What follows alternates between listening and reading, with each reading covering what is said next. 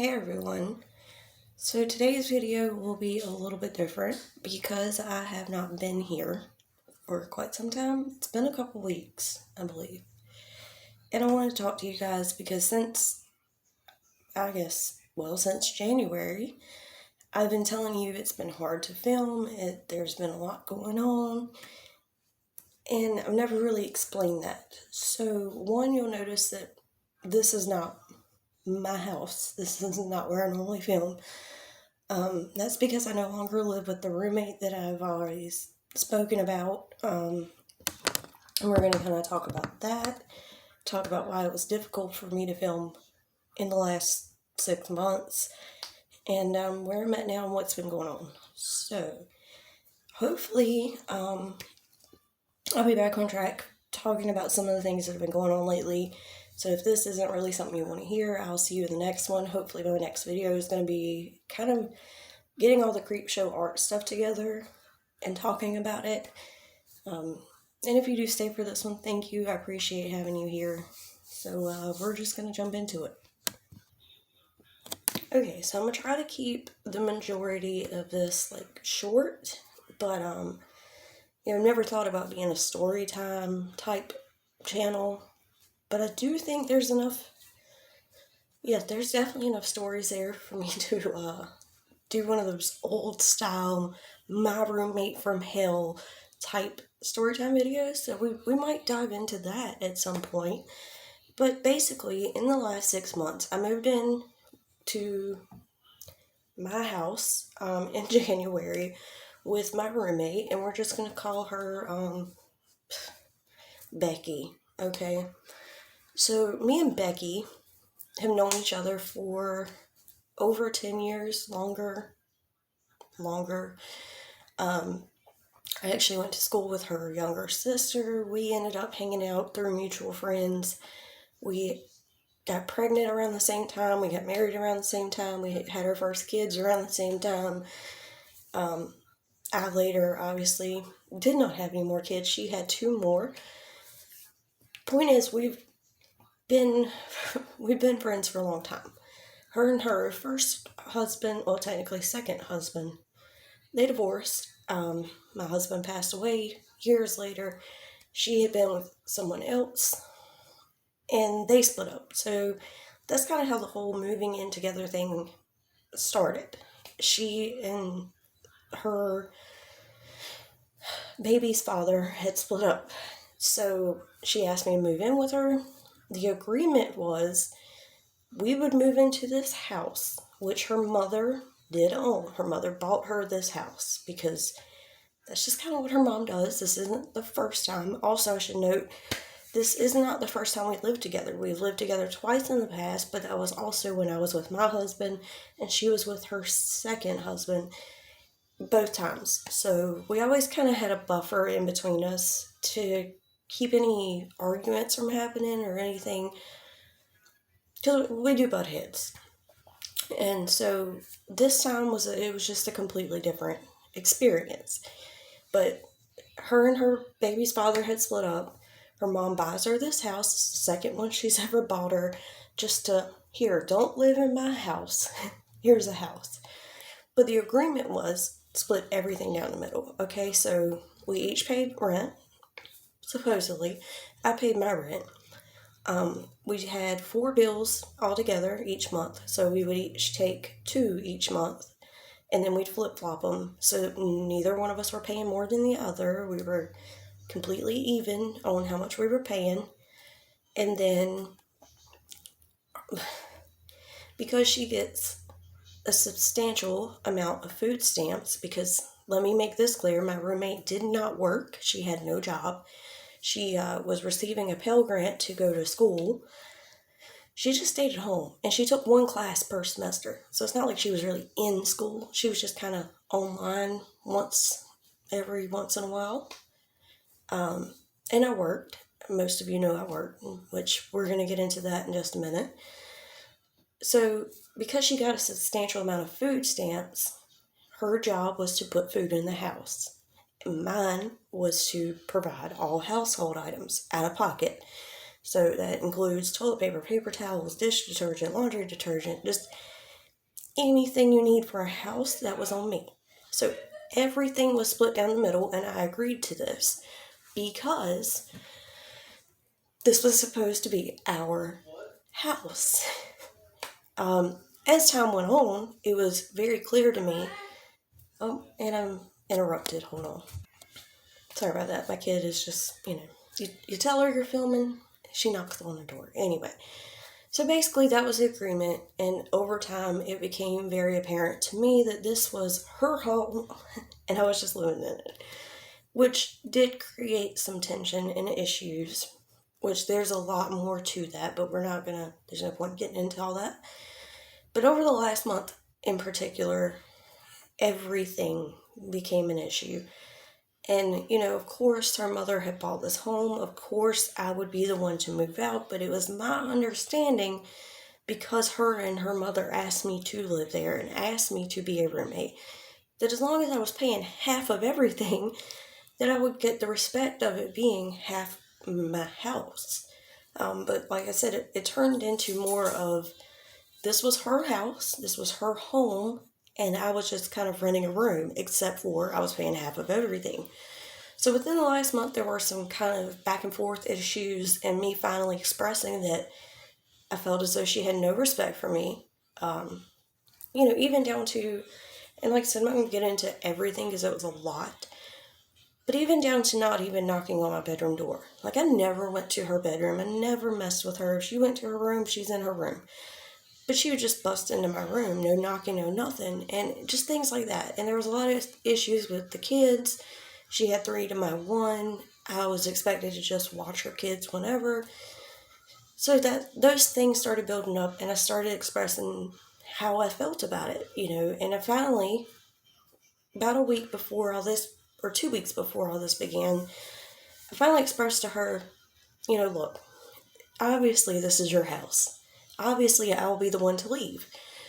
But if I'm going to pay half of everything, I expect this to be treated as if it's half mine, and that I have some respect here. And if that's not the case, if you just want it to be me just renting a room out of your home, then I'm not paying all this extra. There's no point. So basically I told her, look, until you're paying all the bills, you don't get to just treat me like shit and like I'm just living in your house. When I move out and you start paying all the bills, then it's yours. It's all yours. Do what you want. But you asked me to live here. This is the agreement that we had. Anyway, so nothing was really said between the time of saying that and last week. And I will quickly mention the reason it's been so incredibly difficult for me to film in the last 6 months is mostly due to the fact that my roommate had no respect for my privacy, for the fact that I needed to film. It didn't matter whether I was trying to film in the car or in the house, which the house was difficult because there were so many kids, so much noise. But even when I was in the car, she would come out there and constantly interrupt. She made it as difficult as possible. And not just for the actual filming, but for any time I was trying to do research or watch other videos, she made it damn near impossible. And on top of that, I was working and taking care of the kids and getting them to school. So it just became an overwhelming thing to even try to research things, to make videos, and to film was a whole nother disaster. So, last week, she had to take her middle child to the doctor out of town to have surgery. Now, I'm not going to get into her child's medical issues. I have mentioned that she had a feeding tube, so since I did mention that prior, I will explain what was going on to an extent. The feeding tube had been there for years. She was not doing as expected, so they decided to put in a central line, a PICC line to her main artery next to her heart. Very serious, and that's the only reason why I'm telling you this, is to explain what happened. So I don't believe that Becky, my roommate, realized how serious the surgery was and what it entailed coming home. So, a day into her being gone, the day of the surgery, I'm cleaning the house like crazy because I know what it takes. My father had open heart surgery. I know when you come home from a major surgery, you have to come home to a very clean and sterile environment. Let's just say my roommate did not clean at all. Like, at all, which is another big issue we had, but we're not going to go there right now. So I'm cleaning this entire house, and I'm getting in her daughter's room and really getting everything clean. I'm talking top to bottom, taking light fixtures down, cleaning the fan, cleaning the blinds, everything. So I missed a key point here. Let's back up. A month prior to this, my fiance, who had been around this entire time, moved in with us, which was Becky, who said it was okay. We had no issues. Nothing had been said. Nothing. Everything was fine. My fiance helped us with the kids. He helped me take them to school. He made sure they brushed their teeth, got dressed, made sure their hair was brushed. We watched the youngest child together. Sometimes he was asked to watch the youngest child. So for a month, nothing, no problems have been come up out of all this. So, back to last week, cleaning the girls' room. I called my roommate because she mentioned needing the bunk beds possibly put together so that the middle child could come home and be able to get her feeding tube pole in and out without any issues. I call her, I'm asking about, excuse me, the pieces for the bunk bed. I let her, excuse me, hold on. Sorry about that. So I let her know that, my fiance is there to help put the beds on top of each other, so we kind of need to go ahead and get it done. She kind of acts really weird and kind of shitty about it, and she's like, well, I never said I wanted it done. We were going to figure it out when we get home, blah, blah, blah, blah, blah. And so I'm like, okay, y'all do it then. I won't touch it. I'll just finish cleaning the room. And it was very odd.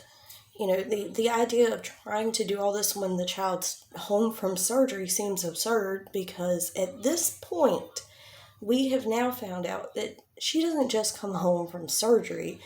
They have to take a 4-hour class on how to clean and change the port thing, pick line, whatever. I wasn't there, I don't know.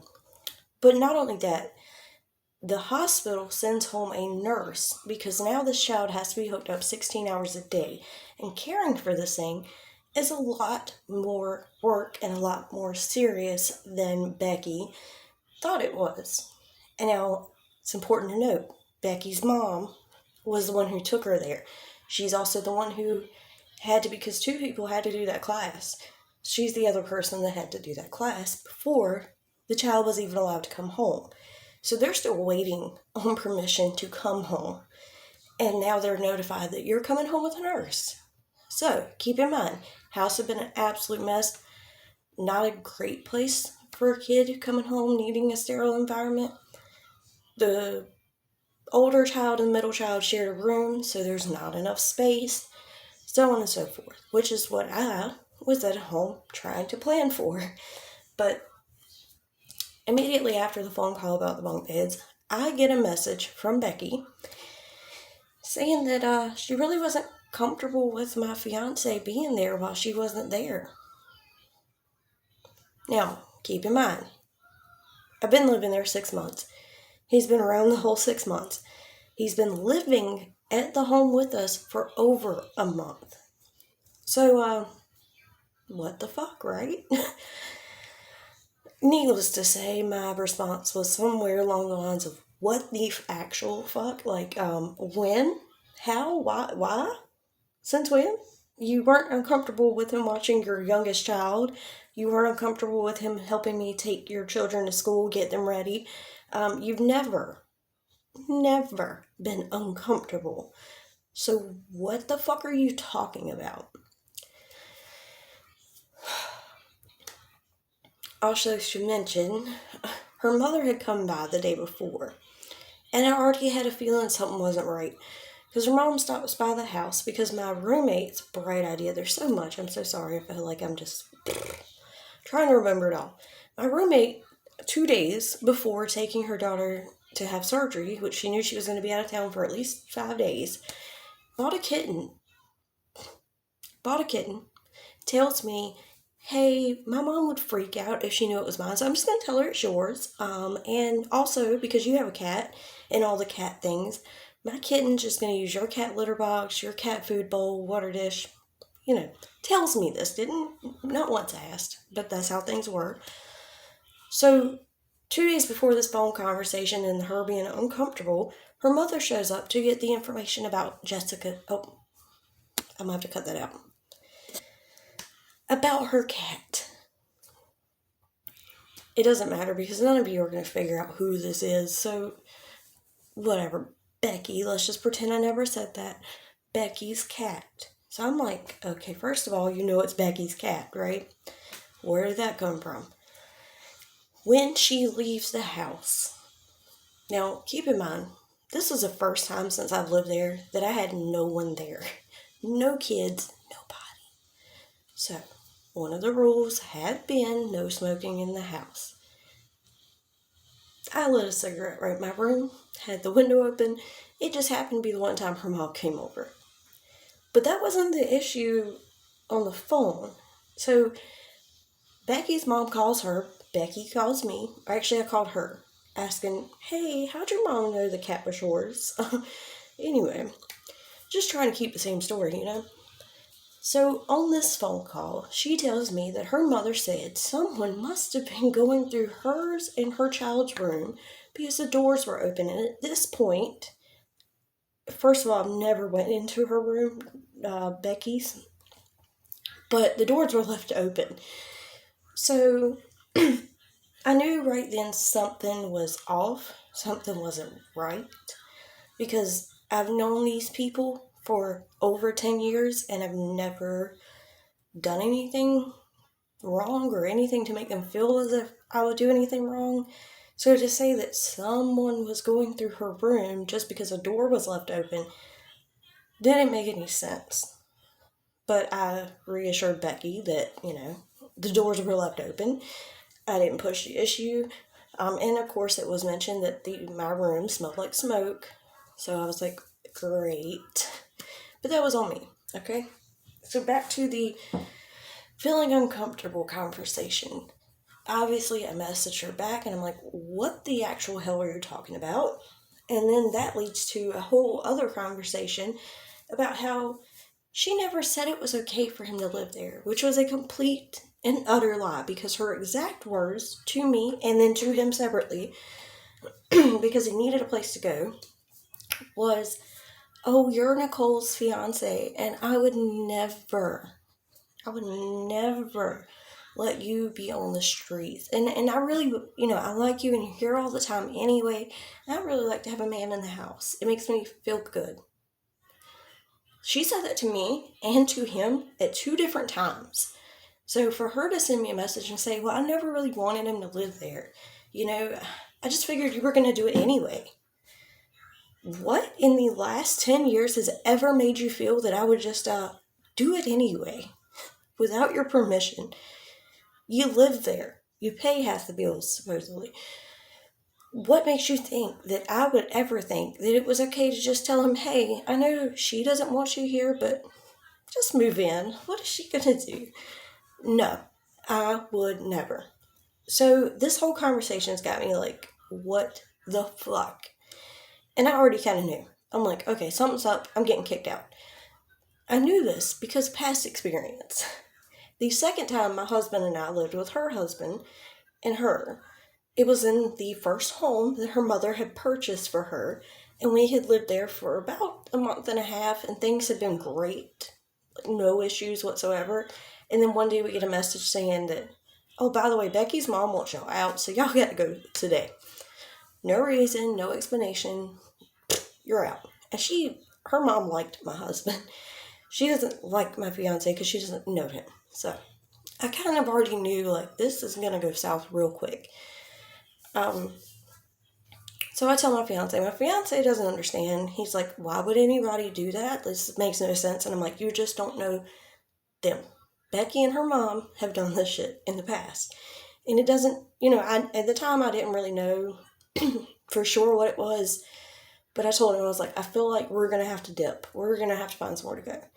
And of course, there was a discussion of legal rights because you can't just be thrown out. You have to be evicted. You have to be given a certain amount of time. But one thing that I told him, and I will tell you guys watching, one thing you got to understand is Becky's mom, she's got money. She's got lawyers. She's got whatever. She gets what she wants. So if it had been that I would stay and I would argue my right to stay and his right to stay, there would have been some reason for us to get out. And that's when, boom, light bulb, she mentioned someone had to have been going through Becky's room. And I'm like, oh, no. That's what it would be. She would find a way to get us out. You know what I mean? Are we connecting dots here? Basically, no matter what it took, she was going to have us out. And sure enough, after this conversation with my roommate, her mother shows up at the house again to kindly let me know I've broken the rules and I need to go. Now, if you ask either of them now, they did not kick me out. They just wanted my fiance out. So me and my daughter were allowed to stay, and that I just said, well, if he has to go, I have to go. That's not what happened at all. So she comes in. She said, I had 2 rules. No smoking, which I do remember being told. And yes, I did break that rule. Is that enough to throw me and my daughter out on the street? I didn't think so. But her other rule, supposedly, which was never spoken, was nobody can move in, no boyfriends. And when I argued the fact that me and Becky pay the bills, and that me and Becky had discussed it, and that Becky told me and my fiance that it was okay, that's why I thought it was okay. She continues this long rant about how Becky is a tenant and I'm a tenant and you can't ask another tenant for permission, and she's the landlord, so we must speak to her, and she never gave permission. This was her rule. Now I've broken it. Now I gotta fucking leave. Me, my daughter, him, we gotta go. Now what's funny about all of this talk about landlord tenants agreements, there was no lease. There is not one piece of paper that I have signed to agree to anything. So it's my word against hers. And honestly, legally, because of that, I had every right to stand and fight for my position to stay. But again, Becky's mom, you don't fuck with her. You don't push it. If she wants it, she gets it. So I agreed to take my shit, take my daughter, take my fiance, let's go. This is getting awfully long. I may have to break this down into 2 parts because it's just so much. So I think that's what I'm going to do. I'm going to wrap it up here. When I come back for part 2, hopefully it'll be a bit shorter. I'm going to explain what happened from that point to now and what's been going on and where I am. And believe me, it's a lot. So we're going to talk about that. I appreciate any one of you who has stayed and listened to all this. I know it's a lot. It's confusing, but I appreciate you hearing me out, and hopefully once I get past this, we can get back on track with videos. Right now I don't know, but we'll talk about that in the next one. So I appreciate you being here. I love you all, and I'll see you in the next one.